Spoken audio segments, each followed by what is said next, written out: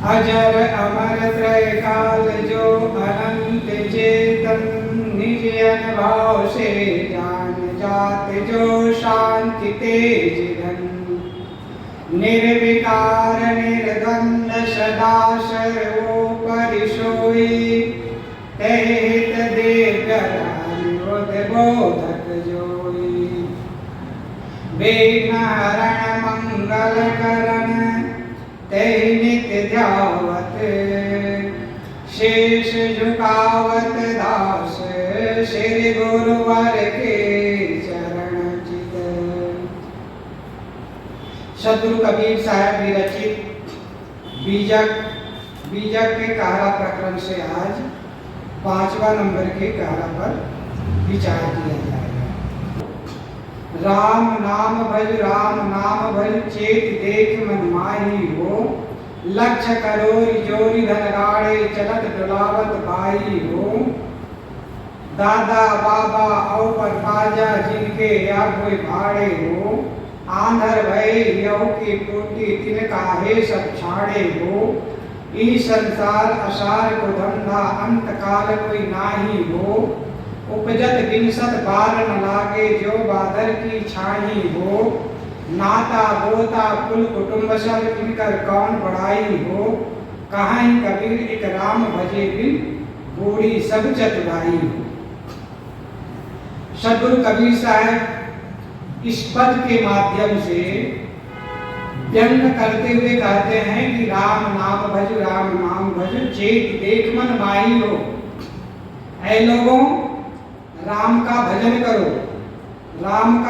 करो और सावधानी पूर्वक चेत करके अपने मन को देखो। कहने का तात्पर्य है दुनिया के लोग राम नाम का स्मरण करते हैं, राम नाम का जाप करते हैं, शिव नाम का जाप करते हैं, कृष्ण नाम का जाप करते हैं, राधे राधे राधे राधे करते रहते हैं, राम राम राम राम राम राम राम राम जपते रहते हैं, शिव शिव शिव शिव शिव शिव जपते रहते हैं। कबीर साहब कहते हैं कि राम नाम का भजन करो, किंतु किस राम नाम का भजन करो? अंतरात्मा चेतन आत्मा रूपी राम का भजन करो। बाहर के दशरथ पुत्र श्री राम के भजन से काम बनने वाला नहीं है। क्यों? चेत देख मन माही हो, समझ करके देखो, बाहर के राम से तुम्हारा काम बनने वाला नहीं है। काम यदि बनेगा तो भीतर वाले राम के नाम लेने से, स्मरण करने से, उसका ध्यान और चिंतन करने से तुम्हारा काम बनने वाला है। इसलिए चेत करके देखो, समझो, विचारो और ध्यान लगाओ किस पे? चेतन आत्मा राम। क्यों? क्योंकि जिस राम का तुम नाम जपते हो, दशरथ पुत्र श्री राम का, वो तो संसार से चले गए।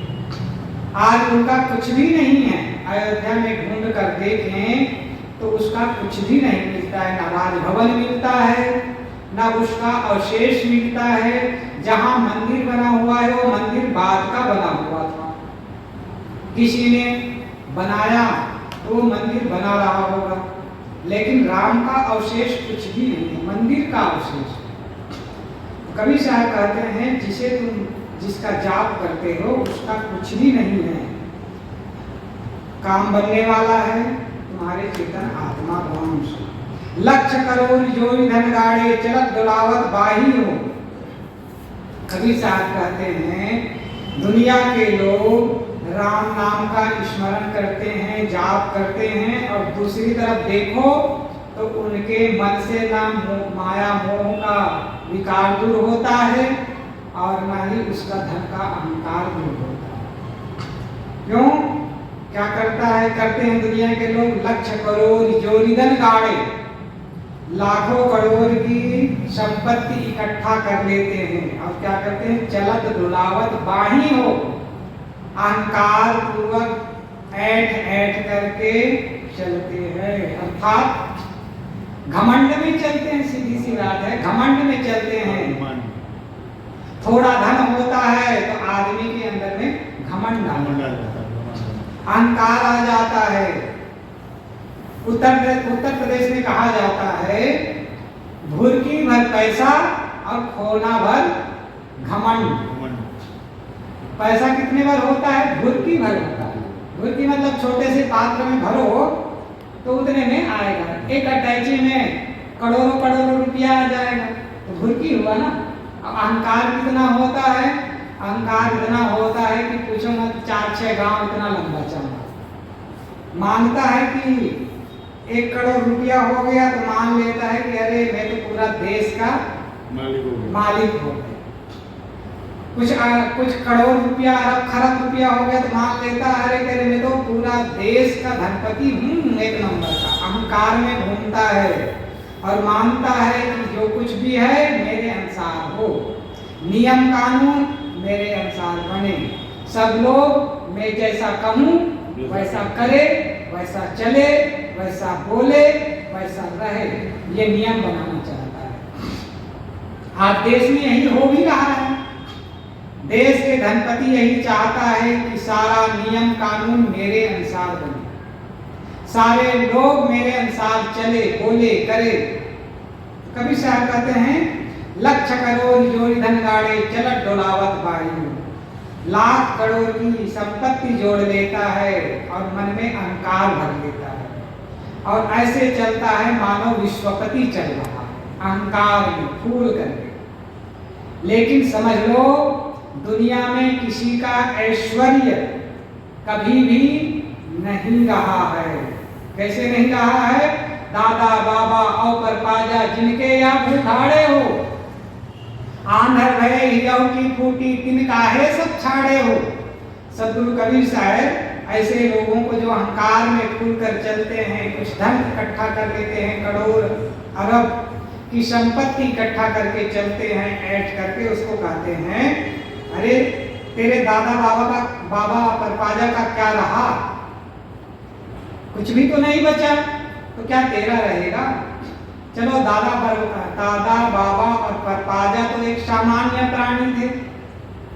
देख लो मथुरा और द्वारका में जाकर देख लो। आज ढूंढो, खोजो और खोदो तो महाराज श्री कृष्ण के ऐश्वर्य की कोई पता नहीं चलता। न मथुरा में पता चलता है, न द्वारका में पता चलता है। हाँ, केवल उसका मंदिर जो बाद में बनाया गया है वही है। उनका ऐश्वर्य आज ढूंढने में नहीं मिलता है। आप अयोध्या में चले जाओ तो अयोध्या में महाराज श्री राम का कोई ऐश्वर्य आज नहीं है जो उस समय रहा हो। और बनारस में चले जाओ, वाराणसी में चले जाओ तो वहां शिव जी का कोई ऐश्वर्य नहीं है। फिर तुम फूले फूले क्यों घूमते हो?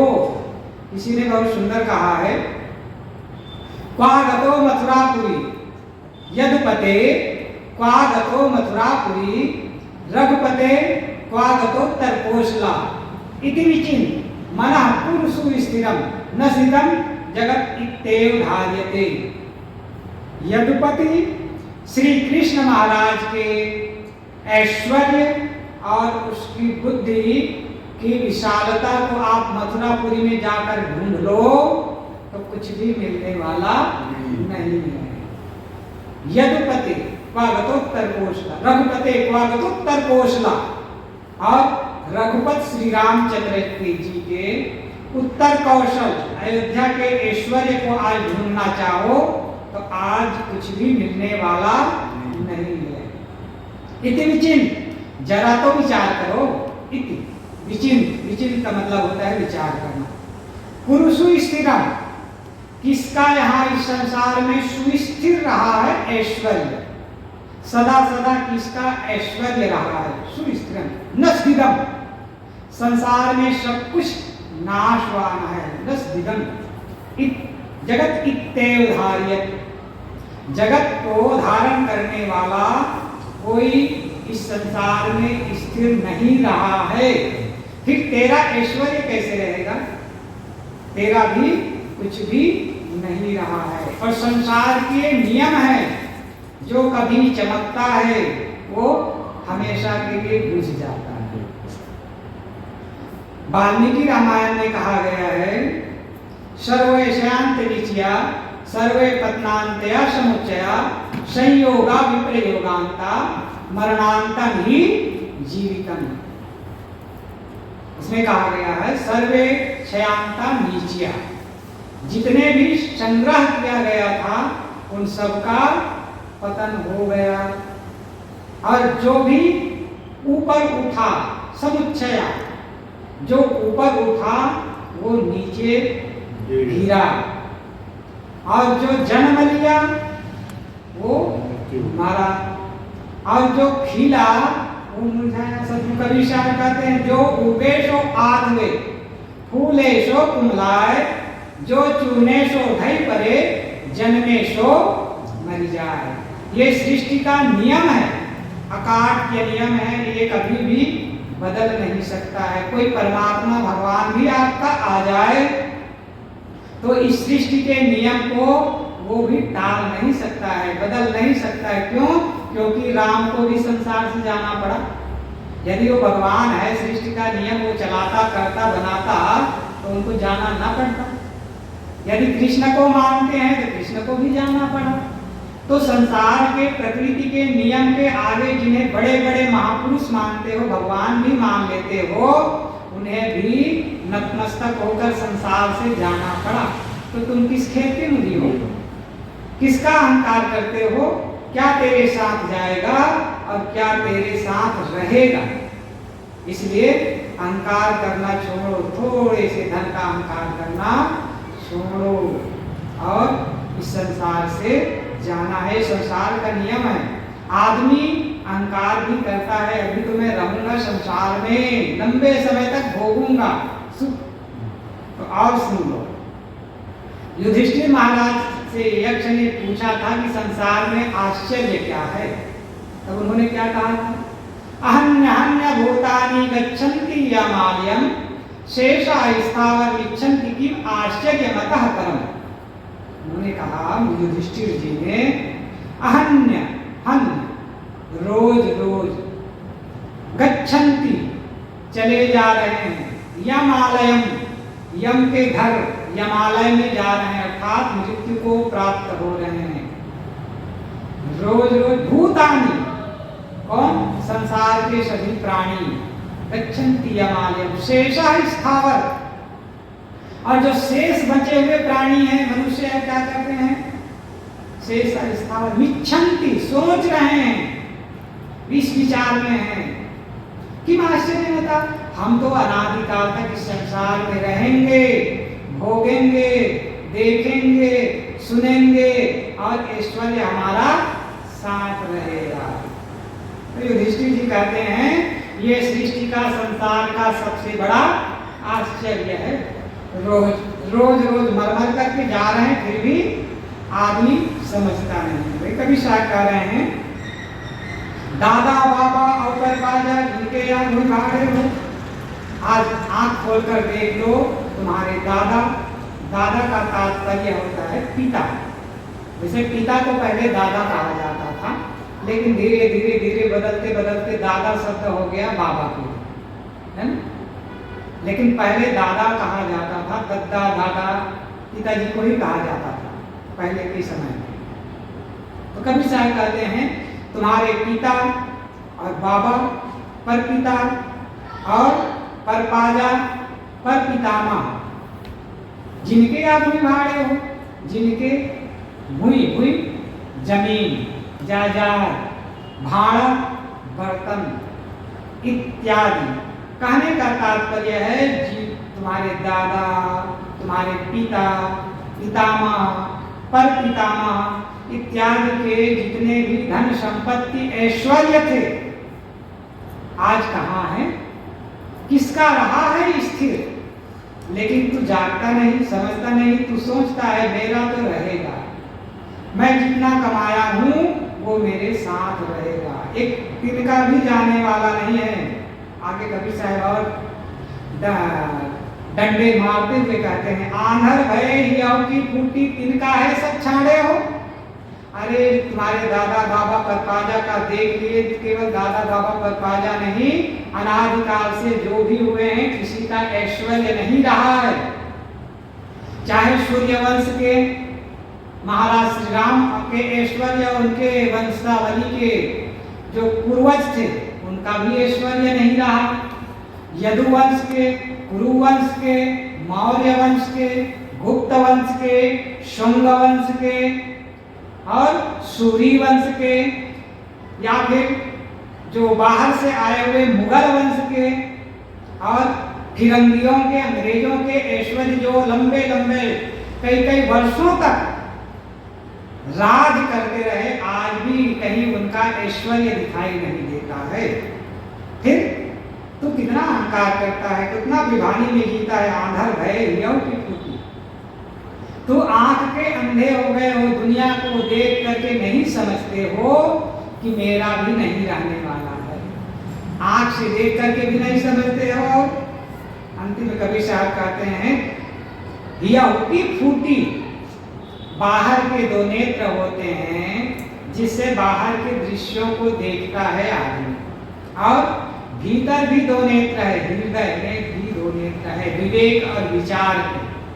कभी साहब कहते हैं वो भी तुम्हारा फूटा हुआ। बाहर से तो देख नहीं रहे, इसका मतलब बाहर का भी फूटा है, अंधे हो भाई। आंख से कोई देख करके आदमी खंभे में टकराए तो उसको क्या कहा जाएगा? अंधा ही तो कहा जाएगा ना। वैसे संसार के लोग देख रहे हैं, हम सब देख रहे हैं कि किसी का कोई ऐश्वर्य नहीं रहता और कोई प्राणी अनादिकाल तक नहीं रहता। देख रहे हैं ना, आंखों से देख रहे हैं, फिर भी अंधे बने हैं। हम रहेंगे, हमारा रहेगा, अंधा ही पन है ना, देख करके नहीं समझना, अंधापन है। और हृदय से समझा जाता है, अनुभव किया जाता है, ज्ञान किया जाता है विवेक विचार से। अरे लोगों का नहीं रहा तो हमारा कैसे रहेगा, ये विवेक विचार से अनुभव किया जाता है। तो तुम्हारा विवेक विचार के नेत्र भी फूटे हुए हैं, अनुभव नहीं आ रहा है देख देख करके भी। कभी साहब कहते दिन का है सब छाड़े हो, जिन्होंने रहा आया गया वो छाड़ करके क्यों गया, छोड़ करके क्यों गया? क्यों? क्योंकि यहाँ कोई स्थायी रहने वाला नहीं है। स्थायी केवल अमर आत्मा रहता है। संसार के जितने भी प्राणी और पदार्थ हैं वो सब नाशवान है, वो सब परिवर्तनशील है, बदलने वाला है। केवल चेतन आत्मा ही स्थायी रहता है, बाकी सब कुछ विनशने वाला होता है। कवि साहब आगे कहते हैं ई संसार असार को धंधा अंत काल कोई नाही हो। ये संसार कैसा है? असार का धंधा, अर्थात असार का ही व्यापार है। जो कुछ भी व्यापार हम कर रहे हैं, व्यवहार कर रहे हैं, धंधा का मतलब व्यापार होता है और धंधा का मतलब व्यवहार भी होता है, दोनों अर्थ होता है। तो कबीर साहब कहते हैं ये संसार पूरा असार का ही व्यवहार है। जो भी हम व्यवहार करते हैं वो बदल जाता है। कैसे बदल जाता है? सवेरे का दृश्य कितना सुहावना होता है। हालांकि आज गर्मी के दिन है, लेकिन आप छत पर चले जाओ या सवेरे घूमने निकल जाओ तो कितनी ठंडी ठंडी हवा, कितना सुहावना लगता है। ऊपर छत पे मैं घूमता हूँ सवेरे, इतनी ठंडी ठंडी हवा चलती है और इतना सुहावना लगता है, आनंददायक लगता है। तो सुबह का मनोरम दृश्य और सुहावना वातावरण दोपहर में कहाँ रहता है? दोपहर में झंझा और गर्म हवा इतनी चलती है कि आदमी झुलस जाए। किंतु वो भी 4 घंटा बीतते बीतते वो भी ठंडा पड़ जाता है। संध्या काल में भी वो नहीं रह जाता है। संध्या काल में गुलाबी अवस्था आ जाती है, गुलाबी दृश्य आ जाता है। गर्मी तो रहती लेकिन गुलाबी दृश्यमान आ जाता है। लेकिन 2 घंटा और बीतता है तो काली चादर ओढ़े हुए रात्रि आ जाती है। कहाँ स्थिर है सवेरे का दृश्य, दोपहर को नहीं। दोपहर का दृश्य और वातावरण घुमा दृश्य और वातावरण संध्या को नहीं, और संध्या का वातावरण सवेरे रात्रि को नहीं रहता है। सब कुछ बदल जाता है। फिर इस संसार में तेरा क्या स्थायी रहेगा? कुछ भी स्थिर रहने वाला नहीं है। आदमी चलो दृश्य तो बदलता है, मानता हम रहेंगे, तो समझ लो बचपन का दृश्य और बचपन का शरीर और बचपन का जीवन और बचपन में मिले हुए लोग आज हैं क्या? बचपन में हमारा शरीर छोटा था, बचपन का खेल कूद करने वाले मित्र थे। अब आज हम ढूंढने जाएं, कोई मिलेंगे तो अपने रंग ढंग में रंगे हुए, अपने बच्चे बाल बच्चे नाती पोते में उलझे हुए होंगे।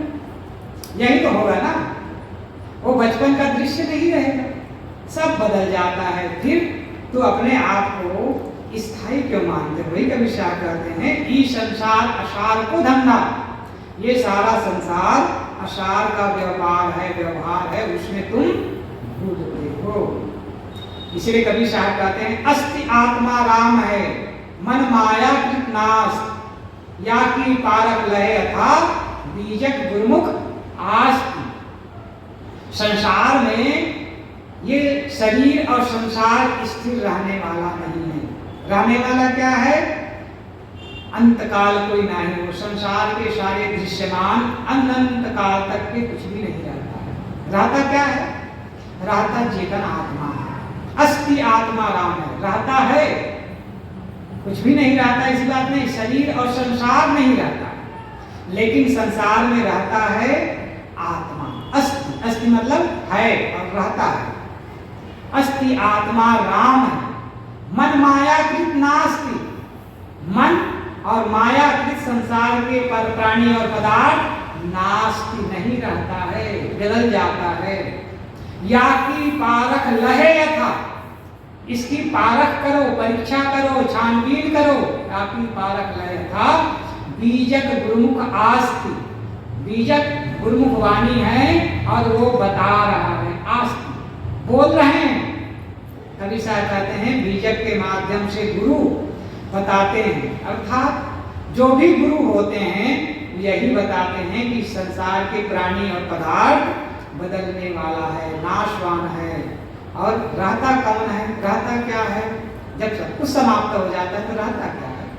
चेतन आत्मा रहता है। चेतन आत्मा क्यों रहता है? जैसे पानी में पानी की शीतलता रहती है, आग में आग की उष्णता रहती है और हवा में हवा की कोमलता रहती है।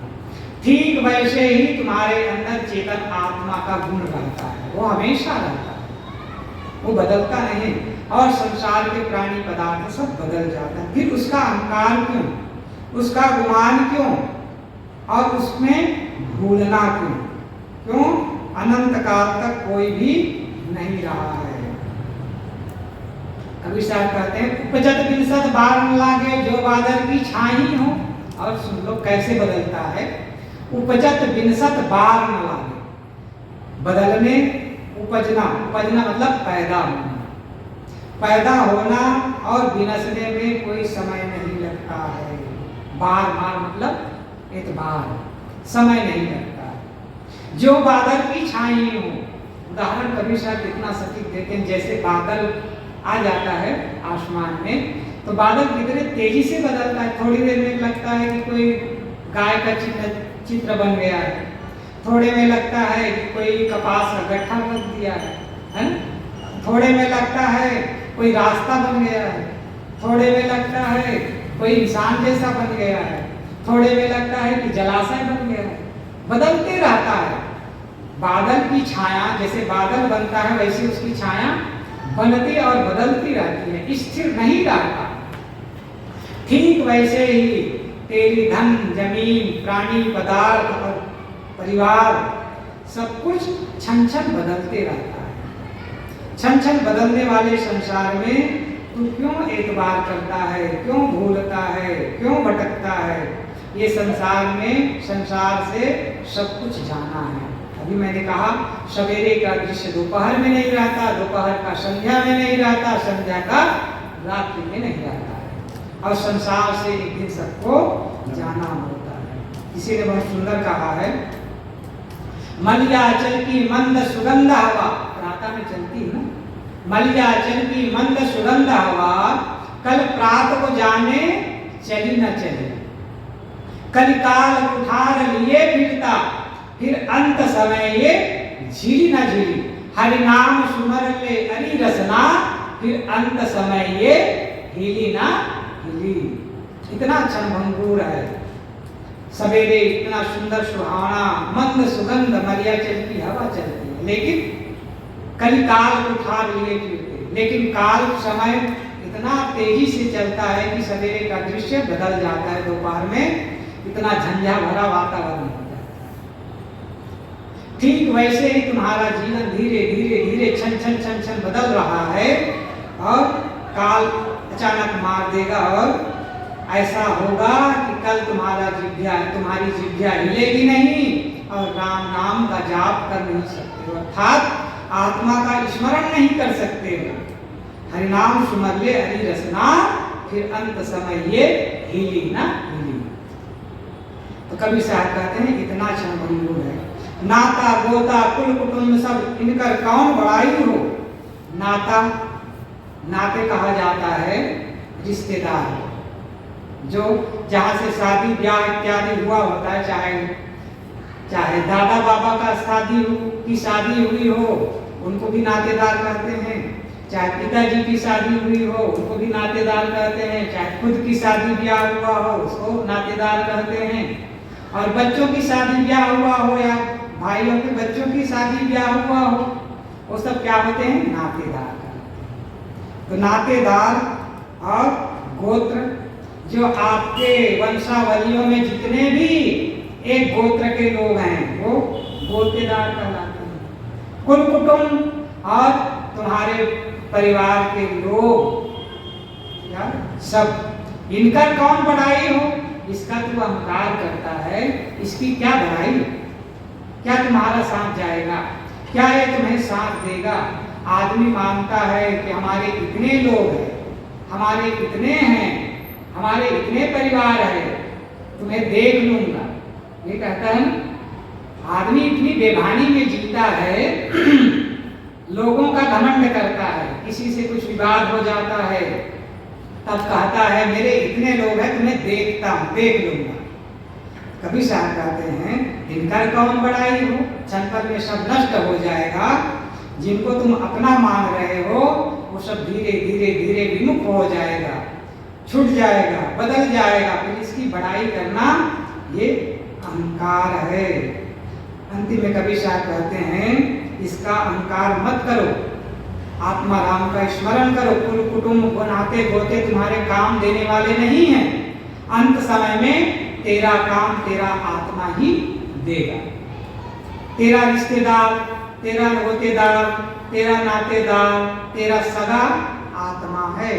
मैंने कहा था ना, संत सगा और गुरु सगा, अंत सगा है राम।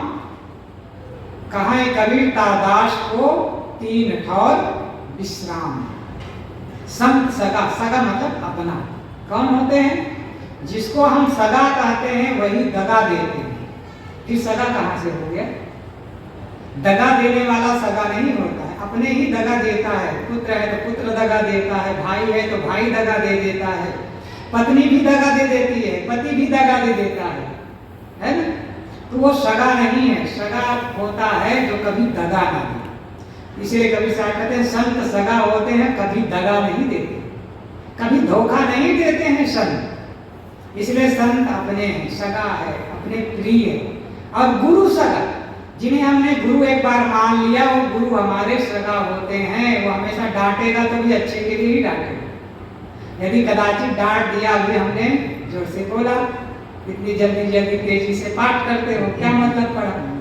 तो डांटने का मतलब है कि अच्छा से करो, अच्छा काम करो ताकि लोगों को अच्छा लगे।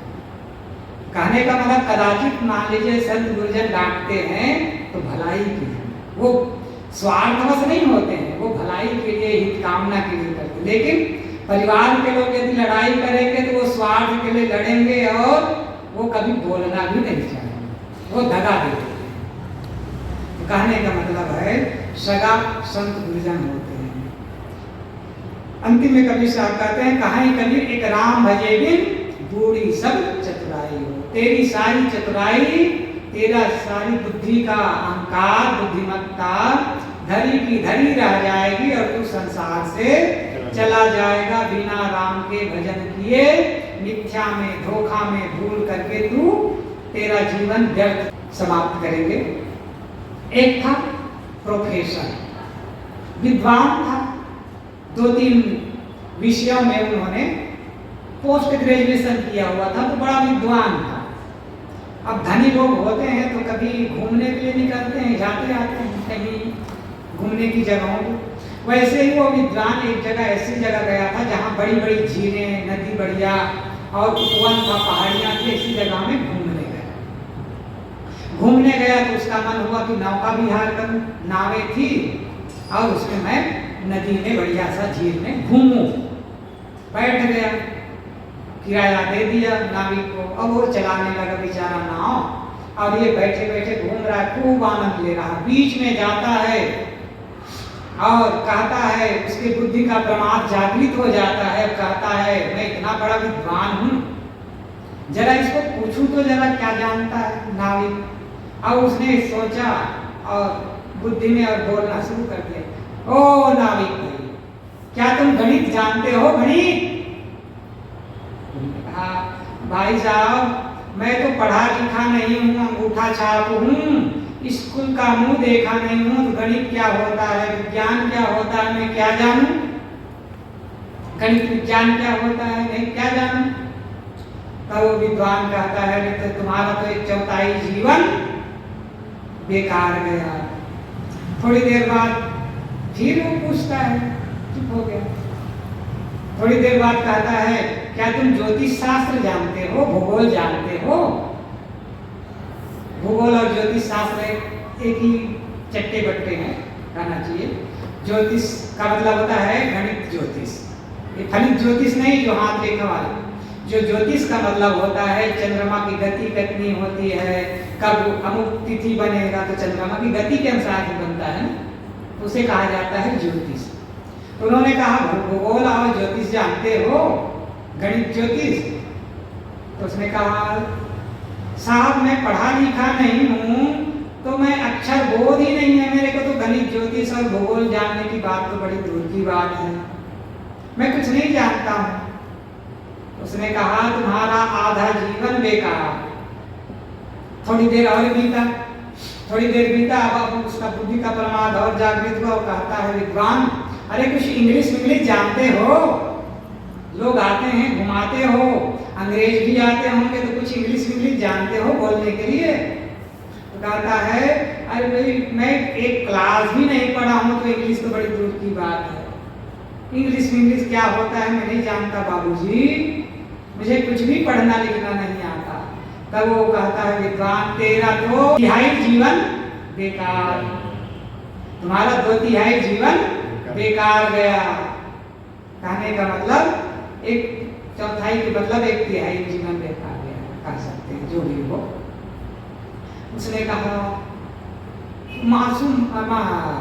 मायूस होकर के नाविक नाव चलाता रहा। रे उसको बड़ा ठेस पहुंची ना भाई, बार बार उसको टोक दिया। तो अब थोड़ी देर बीता, जैसे 2-4 मिनट बीता, संध्या का समय था, आंधी तूफान उठने लगा। गर्मी के दिन थे, तेजी से आंधी तूफान उठने लगा।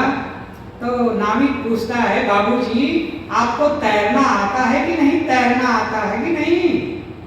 उसने कहा, तैरना क्या होता है? तो हाथ पैर चला करके नदी से पार किया जाता है, तैरना आता है कि नहीं आता है? उसने कहा, मुझे एक कदम भी तैरना नहीं आता है। तब नाविक कहता है, बाबूजी मेरा तो 1/3 जीवन ही बेकार था, आपका तो पूरा जीवन ही बेकार। तैरना बिना जाने बाबू तेरा जीवन है बेकार, मैं तो तैर कर बाबू चल पड़ा नदी के उस पार। और वो कूदा नाविक नदी से, आंधी तूफान में नाव नाचने लगी, नाविक कूदा और तैर करके नदी के पार निकल गया। और वो बाबू अहंकार में डूब करके वहीं राम नाम सत्य हो गया। तो ये होता है अहंकार। सदगुरु कबीर साहब कहते हैं, संसार के लोगों की यही दशा है। कहें कबीर, एक राम भजे बिन, राम के भजन बिन, राम के भजन मतलब जो आदमी राम का भजन करता है, आत्मचिंतन करता है, साधना करता है, संयम करता है, वो विनम्र होता है। कहने का मतलब वो सरल कोमल होता है। और घमंड और अहंकार तो कुटिल लोगों के अंदर में होता है, और वो अपने आप को बड़ा चतुर मानता है, चालाक मानता है, बुद्धिमान मानता है, लेकिन उसकी सारी बुद्धिमत्ता धरी की धरी रह जाती है। अहंकार के कारण से उसका विनाश हो जाता है। रावण का विनाश क्यों हुआ? अहंकार के कारण से, बुद्धि के घमंड के कारण से। दुर्योधन का विनाश क्यों हुआ? बुद्धि के घमंड के कारण से। कंस का विनाश क्यों हुआ? बुद्धि के घमंड और चतुराई के कारण से। तो वैसे ही जो संसार में आदमी अपने बुद्धि का घमंड करता है, बुद्धिमत्ता का अहंकार पालता है, वो उसका अंतिम में पतन ही होना होगा। तो सद्गुरु कबीर साहब कहते हैं ये संसार ऐसा है, केवल एक राम नाम ही सार है, जो साथ में जाने वाला है उसका भजन करो।